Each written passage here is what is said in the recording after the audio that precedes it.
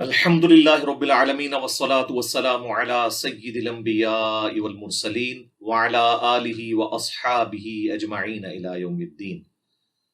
الحمدللہ آج جمعۃ الوداع کا دن ہے، 1443 ہجری، 29 اپریل 2022۔ آج یوم قدس بھی ہے، اس کے حوالے سے بھی پوری دنیا کے مسلمان دعا کریں کہ اللہ تعالیٰ فلسطین کے مسلمانوں کو اسرائیل کے ظلم سے جلد از جلد نجات دلائے، آمین۔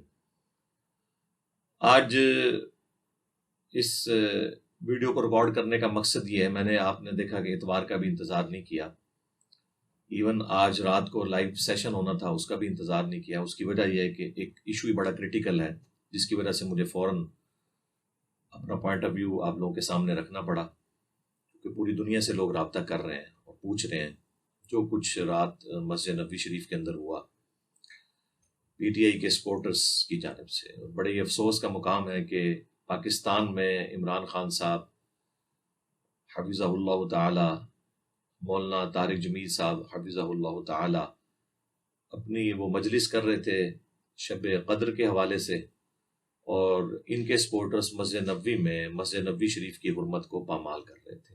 بڑے افسوس کی بات ہے۔ اب اس پوری صورتحال کے اندر سیاسی ایفیلیشن سے بالاتر ہو کر ہمیں سب سے پہلے اپنے ایمان کی فکر کرنی چاہیے۔ آپ کا تعلق کسی بھی جماعت کے ساتھ ہے، اس چیز کو آپ بالائے طاق رکھتے ہوئے سب سے پہلے اپنے ایمان کی حفاظت کریں کہ کوئی مسلمان بھی کسی طریقے سے کسی بھی صورت میں اس ایکٹیویٹی کو جسٹیفائی نہیں کر سکتا۔ جو جسٹیفائی کرے گا وہ اس گناہ کے اندر برابر کا شریک ہوگا۔ کوئی لیم ایکسکیوز پیش ہی نہیں کرنا چاہیے، اور نہ ہم یہ کہتے ہیں کہ عمران خان صاحب نے یہ کروایا ہے، یا مولانا طارق جمیل صاحب یا نور الحق قادری صاحب نے ان چیزوں کو پروموٹ کیا ہوگا کہ ایسا ہو، ہم کبھی نہیں یہ کہہ رہے۔ لیکن اب اگر اس ایکٹیویٹی کے ہونے کے بعد یہ لوگ خاموشی اختیار کریں گے اور ویڈیوز میں آ کے اس کو کنڈیم نہیں کریں گے، تو ہم یہ سمجھیں گے کہ یہ پھر اس میں انڈائریکٹلی انوالو ہے۔ خدا نخواستہ، مجھے تو 100% امید ہے کہ انشاءاللہ عمران خان صاحب بھی، مولانا طارق جمیل صاحب بھی، نور الحق قادری صاحب بھی اسے کنڈیم کریں گے۔ یقیناً مجھ سے بہتر مسلمان ہیں وہ، میں کبھی ان کے بارے میں بدگمانی نہیں کروں گا کہ وہ اس قسم کی کوئی غلط ایکٹیویٹی کو سپورٹ کریں گے۔ اللہ سے ڈرنے والے لوگ ہیں۔ اور یہ بات یاد رکھیے گا، اگر خدا نخواستہ اس چیز کو انہوں نے کنڈیم نہ کیا تو آج کے بعد یہ میری بات یاد رکھیں کہ آپ کا ڈاؤن فال شروع۔ اب نہ اس دنیا کے اندر عزت آپ کا مقدر ہوگی اور نہ آخرت کے اندر، اگر آپ نے اس پہ مجرمانہ خاموشی اختیار کی۔ خدا نہ خواستہ ایسا ہو۔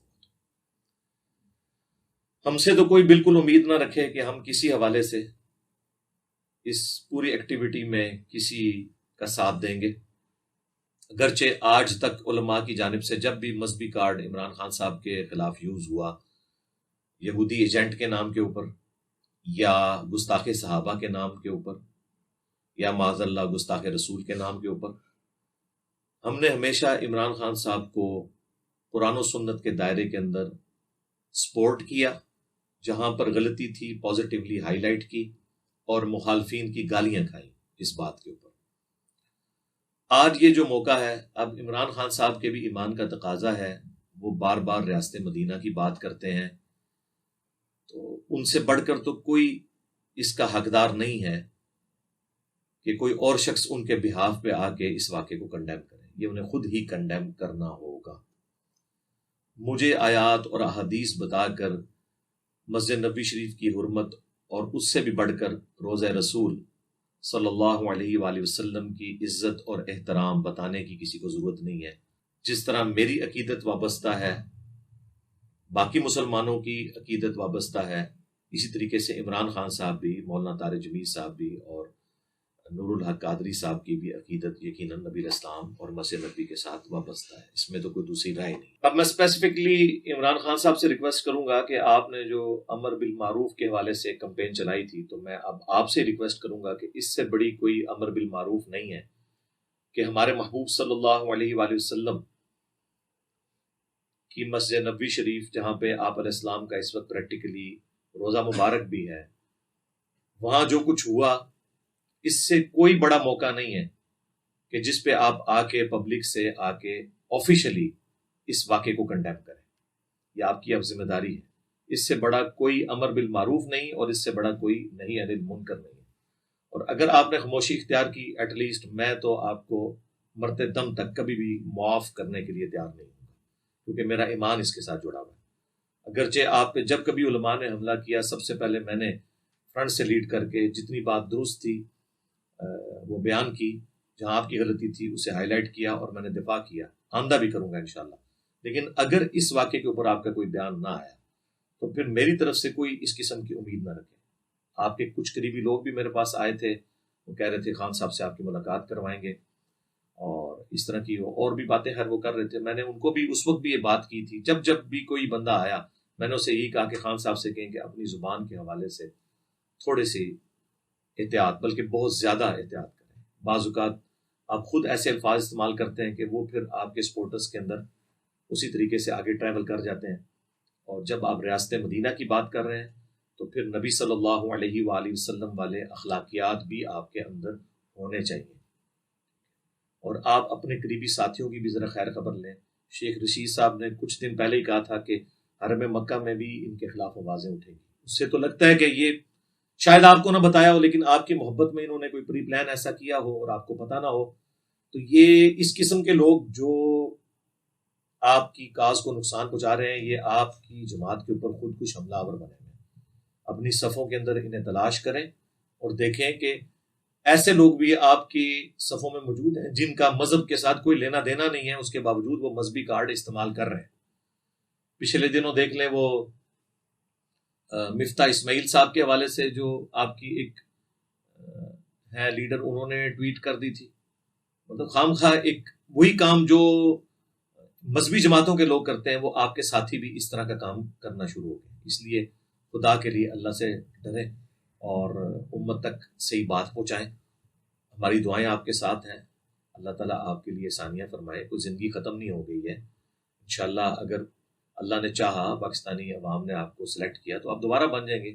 لیکن خدا کے لیے ایسی لیگیسی چھوڑ کے جائیں کہ لوگ آپ کو یاد کریں، نہ کہ یہ ہو کہ آپ کے مخالفین جو پولیٹیکل جماعتوں کے لوگ ہیں یا ایون مذہبی جماعتوں کے لوگ ہیں وہ آپ کی لائف کو اور آپ کے ماننے والوں کی لائف کو ونریبل کر دیں اس قسم کی ایکٹیویٹیز کی وجہ سے. اور یہاں پہ میں یہ بھی عرض کروں کہ آپ کو پتہ ہے کہ سعودی حکومت نے بڑا سختی سے نوٹس لیا ہے اس کا. 60,000 ریال ہر بندے کو جرمانہ ہوا ہے، جو جتنے 150 کے قریب لوگ تھے.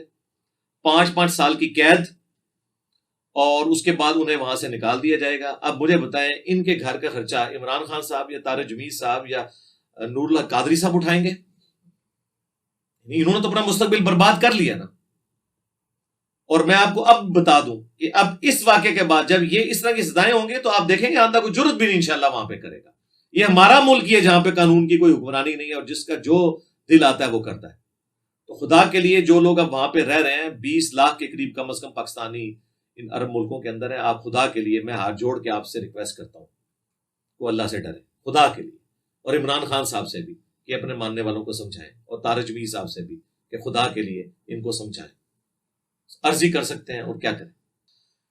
اب رہ گیا کہ جو پولیٹیکلی اس طرح کی نعرہ بازی ہے یہ تو عام مسجد کے اندر بھی جائز نہیں ہے. آپ نے کوئی چیز کرنی ہے آپ جا کے جوڈیشری کے سامنے کریں.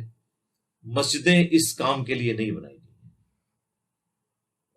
مسجدوں کا احترام ہر مسلمان کے اوپر فرض ہے. اور 3 مسجدیں یہ والی، ان کے بارے میں تو اسپیسیفکلی حدیث ہے صحیح بخاری اور صحیح مسلم دونوں میں کہ اللہ کے محبوب صلی اللہ علیہ وآلہ وسلم نے فرمایا کہ 3 مسجدوں کے سوا ایکسٹراڈنری ثواب کی نیت سے کسی اور مسجد کا سفر نہ کیا جائے سوائے ان 3 مسجدوں کے. اس میں مسجد نبوی شریف، بیت المقدس کی مسجد جو یروشلم میں ہے، اور تیسرا آپ علیہ السلام نے فرمایا میری مسجد نبوی. یعنی ان 3 مساجد کے اندر ایکسٹراڈنری ثواب کی نیت سے آپ سفر کریں گے، یہاں پہ نماز پڑھنے کا ثواب زیادہ ہے. اسپیسیفکلی مدینہ شریف کی حرمت کے حوالے سے تو بخاری مسلم میں کم از کم 50 احادیث موجود ہیں. اللہ کے محبوب صلی اللہ علیہ وآلہ وسلم کی حدیث ہے بخاری اور مسلم دونوں میں، اے اللہ مدینے کی محبت ہمارے دل میں مکے کی طرح کر دے، بلکہ اس سے بھی بڑھ کر دے۔ اے اللہ مدینے کے مد میں، سا میں برکتیں عطا فرما۔ یہ میئرمنٹ کے انسٹرومنٹس تھے، جس طرح ہمارا یہ کلو گرام اور لیٹرز یوز ہوتے ہیں۔ بخاری مسلم کے الفاظ ہیں، اے اللہ تیرے ابراہیم خلیل اللہ نے مکے کو حرم بنایا تھا اور میں مدینے کو حرم بناتا ہوں۔ بخاری مسلم کے الفاظ ہیں، نبی الاسلام نے فرمایا، جس نے مدینے میں بدعت کو جاری کیا اس پہ اللہ کی لعنت، اللہ کے فرشتوں کی لعنت اور تمام لعنت کرنے والوں کی لعنت، اور قیامت کے دن اللہ تعالیٰ نہ اس کا کوئی فرض قبول کرے گا اور نہ کوئی نفل قبول کرے گا۔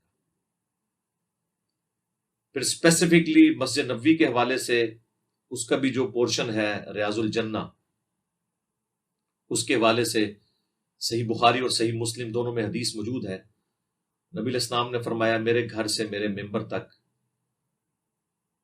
جنت کے ٹکڑوں میں سے ایک ٹکڑا ہے، جسے ہم ریاض الجنہ کہتے ہیں۔ اسی پہ امام بخاری نے باب باندھا ہے کہ قبر رسول سے ممبر رسول جنت کا ٹکڑا ہے، کیونکہ پریکٹیکلی اس وقت نبی صلی اللہ علیہ وآلہ وسلم اور ان کے جانثار ساتھی سیدنا ابوبکر و عمر رضی اللہ تعالی عنہما علیہم السلام کی قبریں اس ریاض الجنہ والے پورشن کے اندر ہیں۔ تو یہ جنت کے ٹکڑوں میں سے ایک ٹکڑا ہے۔ اسی لیے صحیح بخاری میں آتا ہے، حضرت عمر جو ہے وہ اسپیسیفکلی دعا مانگا کرتے تھے، اللہم ارزقنی شہادتا فی سبیلک واجعل موتی فی بلد رسولک صلی اللہ علیہ وآلہ وسلم، اے اللہ مجھے اپنے راستے میں شہادت کی موت دینا اور نبی الاسلام کے شہر مدینہ میں موت دینا۔ اللہ تعالیٰ نے ان کی یہ خواہش پوری کی، انہیں مسجد نبوی شریف میں زخم لگے اور اس سے بھی بڑھ کر روضہ رسول میں ساتھ دفن ہوئے۔ وہ بھی صحیح بخاری میں حدیث ہے، آپ نے اپنے بیٹے کو بھیجا سیدہ عائشہ کے پاس، کیونکہ آپ کا معدہ کٹ گیا تھا، جو کچھ کھاتے تھے وہ نکل جاتا تھا، آپ کو یہ یقین ہو گیا کہ اب میں نہیں بچ پاؤں گا۔ تو انہوں نے کہا کہ سیدہ عائشہ سے جا کے سلام عرض کرنا، اور انہیں یہ نہ کہنا کہ امیر المومنین نے بھیجا ہے، بلکہ کہنا عمر بن خطاب اپنے دو ساتھیوں کے ساتھ دفن ہونا چاہتا ہے، نبی علیہ السلام اور سیدنا ابوبکر کے ساتھ۔ تو جب انہوں نے جا کے عرض کی تو سیدہ عائشہ نے کہا کہ یہ جگہ تو میں نے اپنے لیے رکھی تھی، لیکن آج میں عمر کو اپنے پہ ترجیح دیتی ہوں۔ عبداللہ ابن عمر نے جب یہ خوشخبری آ کے سنائی تو سیدنا عمر نے کہا کہ میرے لیے اس سے بڑھ کے کوئی چیز نہیں تھی کہ میں نبی علیہ السلام کے ساتھ دفن ہوتا، اور کہا کہ جب میں مر جاؤں پھر میری لاش کو لے جانا اور سیدہ عائشہ سے پوچھنا، اگر انہوں نے اجازت دی تو دفنانا، ادروائز مجھے بقیہ غرقد مسلمانوں کے قبرستان میں دفنا دینا۔ ہو سکتا ہے انہوں نے میرے روب کی وجہ سے اجازت دے دی ہو، یعنی یہ ان کی انٹینشن تھی۔ تو سیدنا عمر کا وہاں پر دفن ہونے کی خواہش اللہ تعالیٰ نے پوری کر دی۔ جامعہ ترمذی میں حدیث ہے کہ ہو سکے تو مدینے میں مرو، جو مدینے میں مرے گا میں اس کی شفاعت کروں گا، اور صحیح مسلم میں حدیث ہے کہ جو مدینے کے مصائب پہ صبر کرے گا میں اس کی شفاعت کروں گا۔ یہ تو اتنے زیادہ مطلب ہے۔ سیدنا عمر کے حوالے سے میں عرض کر دوں، صحیح بخاری میں ایک حدیث ہے کہ صائب بن یزید رضی اللہ تعالیٰ عنہ ایک صحابی ہیں، وہ کہتے ہیں کہ میں لیٹا ہوا تھا مسجد نبوی میں، مجھے ایک شخص نے آ کے اٹھایا، میں نے دیکھا تو سیدنا عمر تھے، انہوں نے مجھے کہا کہ وہ جو دو بندے ہیں نا جو آپس میں اونچی آواز میں گفتگو کر رہے ہیں، ان کو میرے پاس بلاؤ۔ بلایا گیا۔ یہ صحیح بخاری شریف ہے، یہ کہانی شریف نہیں ہے یا مولانا شریف نہیں ہے، یہ بخاری شریف ہے۔ تو جب بلایا گیا، اور یہ حدیث مشکات میں بھی موجود ہے، کتاب المساجد چیپٹر کے اندر، مسجد کا احترام کے حوالے سے جتنی حدیث ہے، آپ نے فرمایا تم لوگ کہاں کے رہنے والے ہو؟ وہ کہنے لگے ہم طائف کے رہنے والے ہیں۔ تو آپ نے فرمایا اگر تم مدینے کے رہنے والے ہوتے، یعنی اجنبی لوگ نہ ہوتے، اور تم مسجد نبوی کی حرمت کو سمجھنے والے ہوتے، تو میں تمہیں یہاں پر کوڑے لگواتا کہ تم رسول اللہ کی مسجد میں اپنی آواز کو بلند کر رہے ہو، یعنی نبی علیہ السلام کی مسجد میں۔ ابھی نبی علیہ السلام کی قبر مبارک کو تو ڈسکس ہی نہیں کیا انہوں نے، مسجد نبوی کے اندر آواز بلند کرنا بھی گستاخی ہے۔ یہ جو لوگ کہہ رہے ہیں نا جی وہ مسجد کا باہر والا پورشن تھا، اچھا جی باہر والا پورشن ہے تو وہاں جا کے پھر میلے ٹھیلے لگانے شروع کر دو گے، وہاں پہ قوالیاں کرنی شروع کر دو گے، وہ پورا پریمیسز جو ہے وہ مسجد نبوی شریف ہے۔ یہ آپ نے کون سے بہانے جو ہے اپنے پولیٹیکل لیڈر کی محبت میں گانے شروع کر دی ہیں کہ اب آپ لوگ یہ فرق کریں گے، وہ چھتریاں نظر نہیں آ رہی ہیں آپ کو؟ وہ پریمیسز پورے کا پورا مسجد نبوی شریف کا ہے، اس کا پورا احترام ہے، اور وہ مدینہ شریف کا حصہ ہے۔ مدینہ کی حرمت کو تو پامال نہیں کیا جا سکتا اس طریقے سے۔ نبی علیہ السلام کا روزہ مبارک بھی اب پریکٹیکلی مسجد نبوی کے اندر آ چکا ہوا ہے، اور اس کے حوالے سے تو اسپیسیفکلی آیات ہیں قرآن حکیم میں سورۃ الحجرات کے اندر. آج بھی نئی کنسٹرکشن میں بھی ابھی سعودی حکومت نے پہلے تو ایک آیت لکھی تھی، اب انہوں نے دونوں آیتیں بلکہ ختم نبوت والی آیت بھی لکھ کے اوپر لگا دی ہے. یا ایھا الذین آمنوا لا ترفعوا اصواتکم فوق صوت النبی، اے اہل ایمان اپنی آواز کو بلند نہ کرو نبی علیہ السلام کی آواز سے، اور ان کے حضور اس طریقے سے گفتگو نہ کرو جس طرح آپس میں کرتے ہو، ایسا نہ ہو کہ تمہارے اعمال برباد کر دیے جائیں اور تمہیں خبر بھی نہ ہو. اور صحیح بخاری میں موجود ہے کہ یہ اسپیسیفکلی آیات نازل ہوئی حضرت ابوبکر اور عمر کے بارے میں، عام بندوں کے بارے میں نہیں.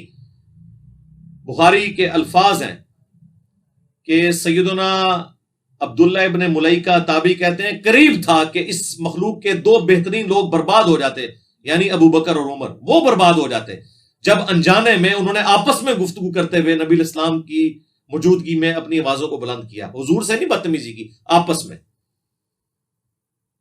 اور پوری تفصیل آئی کہ وہ ایک قبیلہ مسلمان ہوا تھا، نبی علیہ السلام کی ایک مبارک عادت تھی جب کوئی قبیلہ مسلمان ہوتا تھا تو ایک فوکل پرسن مقرر کرتے تھے تاکہ بعد میں اس کے ساتھ کمیونیکیشن ہو سکے.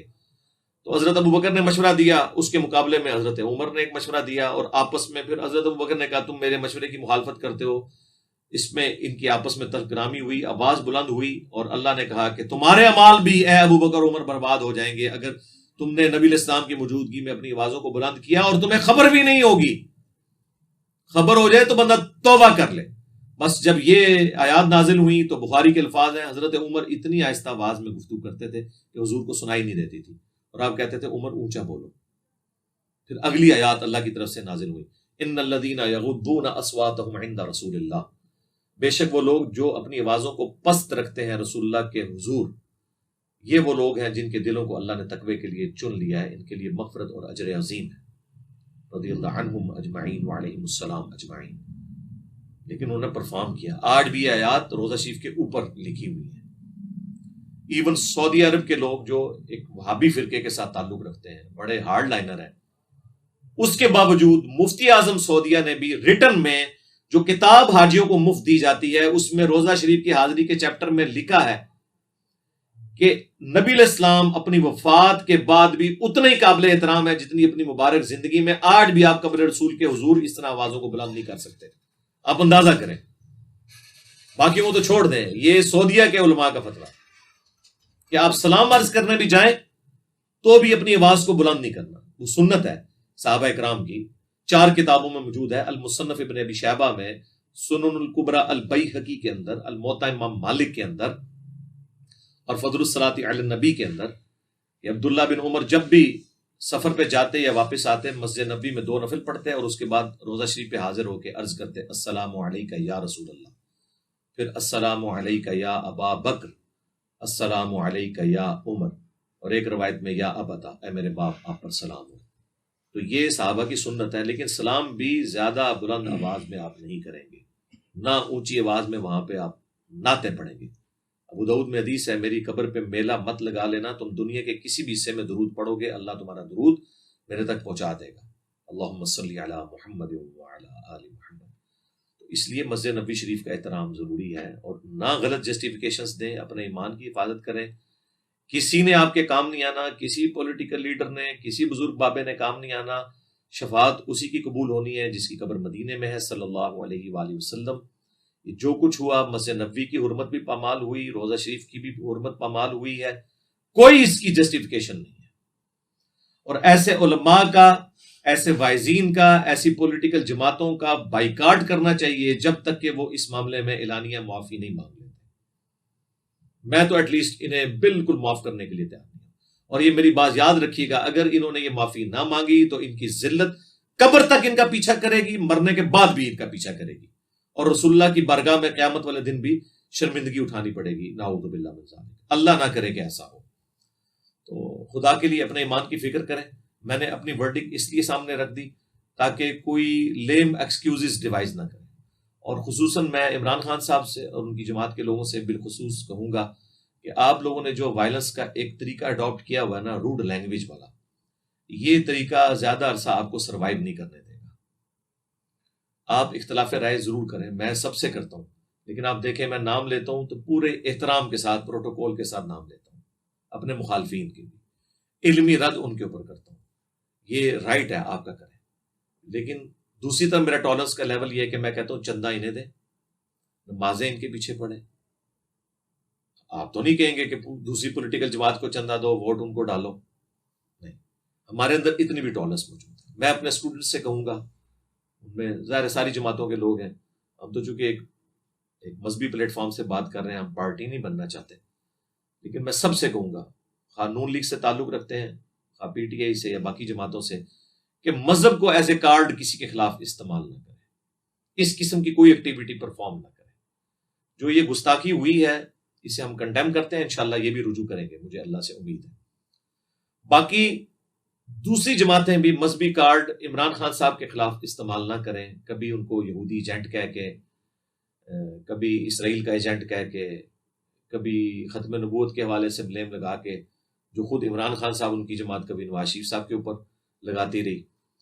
حالانکہ وہ جو قانون چینج ہوا تھا اس میں ساری پارٹیوں کے لوگ موجود تھے، لیکن ایک خاص جماعت کو سنگل آؤٹ کیا گیا. اس طرح کی پولیٹیکل گینز نہ کیا کریں، اور مذہبی کارڈ بالکل یوز نہ کریں. میں ابھی کچھ عرصہ پہلے وہ طاہر اشرفی صاحب کی ویڈیو بھی 1-2 دن پہلے اپلوڈ ہوئی ہے، مسجد نبوی میں جا کے وہ کہہ رہے تھے کہ عمران خان صاحب جو ہے وہ مذہبی کارڈ اس حوالے سے یوز نہ کریں، اور اپنے آپ کو وہ پیغمبروں سے تشبیہ دے رہے ہیں.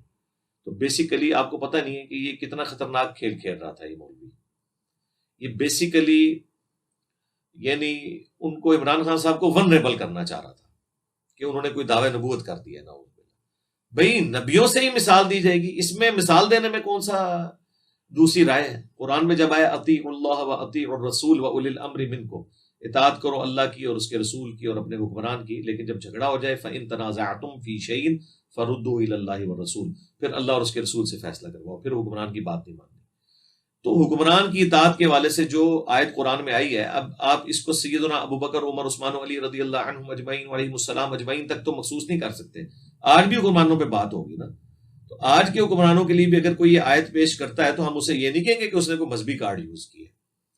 عمران خان صاحب نے کوئی غلط بات نہیں کی ہے کہ انبیاء کرام دعوت کرتے تھے، اپنے لوگوں کو بھیجتے تھے، تو وہ اپنی کاز کے لیے ٹھیک ہے، آپ اس سے اختلاف کر سکتے ہیں، لیکن وہ اپنی کاز کے لیے جو اس کو ایگزامپل کے طور پہ کوٹ کر رہے ہیں، تو کل تک تو تبلیغی جماعت بھی کوٹ کرتی تھی کہ جی نبیوں والا کام جو ہے اس امت کو ٹرانسفر ہوا ہے.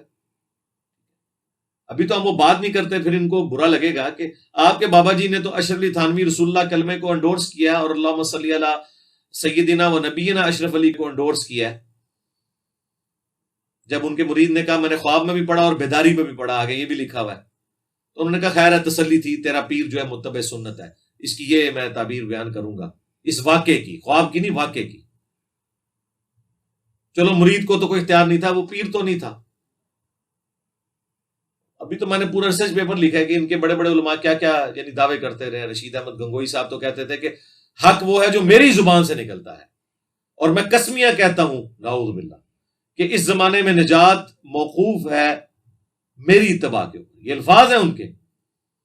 آپ جائیں ہماری ویب سائٹ ahlsunnatpak.com پہ غیر اسلامی نظریات بامقابلہ اسلامی نظریات research paper number 2B download کر کے پڑھیں. اور یہی کچھ احمد بریلوی صاحب نے بھی لکھا، وصایا شریف جو انہوں نے لکھوائی مرنے سے پہلے اپنے بیٹوں کو، اس میں لکھا کہ میرا مذہب، میرا دین جو میری کتابوں سے ثابت ہے، تمہارے لیے سب فرائض سے بڑھ کر فرض ہے. اندازہ کریں. اب اس کی تعویل کریں گے نہیں، اس سے مراد ہے کہ جو قرآن و سنت سے انہوں نے اخذ کیا، لیکن ڈائریکٹ انہوں نے تو اپنے بارے میں ہی باتیں کی ہیں. پھر چشتی رسول اللہ، اس سے کیسے جان چھڑائیں گے یہ بریلوی حضرات جو آج تک کتابیں چھاپتے آئے ہیں؟ اب آ کے انہوں نے تھوڑا سا اس معاملے میں ٹالرنس کی ہے، لیکن پرانے بزرگوں کا کیا بنے گا، پرنٹ کرنے والوں کا کیا بنے گا، اس کو سپورٹ کرنے والے اور اس کے حق میں ویلاگ بنانے والوں کا کیا بنے گا؟ خدا کے لیے مذہبی کارڈ کو ایک دوسرے کے خلاف یوز نہ کریں، یہ آپ کے گلے پڑیں گی چیزیں. اور جس طرح ہم نان اسٹیٹ ایکٹرز جو مذہبی جماعتوں میں گھسے ہوئے ہیں ان کے خلاف ہیں، اسی طریقے سے یہ جو سیاسی جماعتیں اس وقت نان اسٹیٹ ایکٹرز کا رول ادا کر رہی ہیں اپنی لینگویج کے ساتھ، ہم اسے بھی کنڈیم کرتے ہیں. کوئی جماعت کسی کے بارے میں کوئی اس قسم کے الفاظ استعمال نہ کرے، مذہبی کارڈز کو آپ یوز نہ کریں، ورنہ گلی گلی نعوذ باللہ قتل و غارت ہوگا. گلی گلی لوگ توہین مذہب کے الزامات لگا کے اپنی جنتیں پکی کریں گے، ایک دوسرے کو مرنے کے اوپر اتر آئیں گے. تو میں نے یہ مختصر سی گفتگو اس لیے کی تاکہ آپ کے سامنے ان چیزوں کو ہائی لائٹ کر دوں، درد دلی آپ کے سامنے رکھ سکتا تھا۔ سبحانک اللہم و بحمدک، اشہد ان لا الہ الا انت، استغفرک و اتوب الیک، وما علینا الا البلاغ المبین۔ جزاکم اللہ خیر۔